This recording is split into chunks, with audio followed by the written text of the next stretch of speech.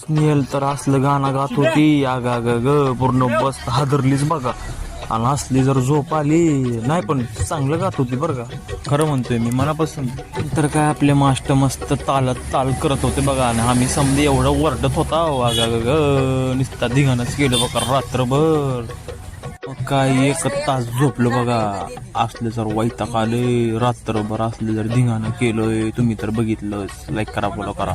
दुसरा दिवस लागलं तरी काय कोकणी ये नाही. असले जर मांड्यान पाया दुखायला लागले, वैताग आले.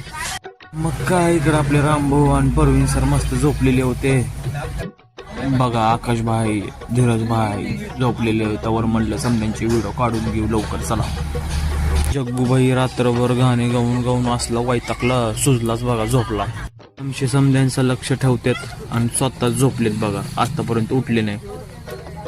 संजू बाबा उठ रे उठ. आपल्या डॅनी भैया काय कोणाचं एक नाही दोन नाही, घरात सारखं आपलं मस्त झोपून पटलं बघा आपल्याला. जिगर कसं झोपलाय बघा. हा आपले मोरे सरला माहिती आहे आपण व्हिडिओ काढवला हळूच म्हणून 2 बोटं केली ऐका. दादासाहेब बुटाराव, दादासाहेब झाल्यानंतर असलं जर रोड आलंय नुसतं घाटच होते बघा. समजे वैताग आलंय बघा नुसतं घाट बघून. बघा कसलं आहे घाट, अयो लय डेंजर आहे. नुसतं खाली बघितले की डोळेच फिरत होते बघा. म्हणून मी लय लांबूनच व्हिडिओ काढत होतो. भारत हात पण पाय पण काढलंच नाही. त्यानंतर आम्ही सकाळी 9 वाजता ब्रश करायला गेला. तर रात्रभर जग्गूबाई झोपून वैतागला, गाणे गाऊन गाऊन तोंड धुवायला गेला बघा. त्यानंतर झालो बघा मस्त बॅगिंग फ्रेश. कसं दिसतोय कमेंट मध्ये मला सांगा. लाईक करा, फॉलो करा. चला मग जाऊया नाश्ता करायला आता.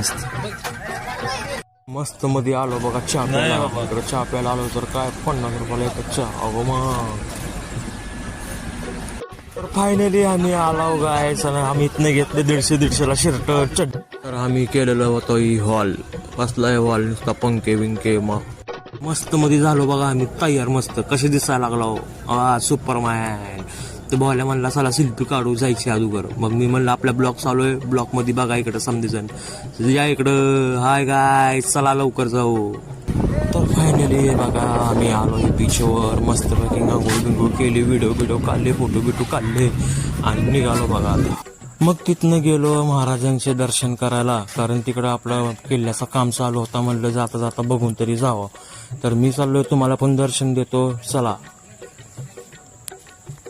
आतनं तर काय असलं डेंजर केलं तर अंगावरच काटे आले. असं वाटत होतं जाऊच नको, इकडंच राहू. 100 फुटाची मूर्ती तयार केली ती इकडं. छत्रपती शिवाजी